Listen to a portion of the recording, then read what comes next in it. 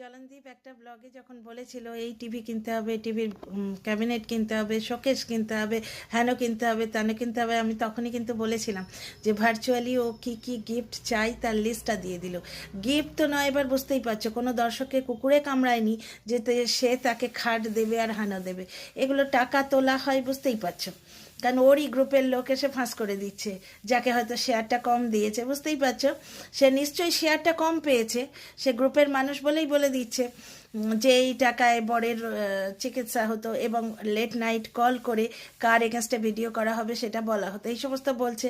তাহলে এইবার জলনদীপের বাড়িতে আলমারি আসছে, শোকেস আসছে, সমস্ত নাকি লোকের নিঃস্বার্থ ভালোবাসা।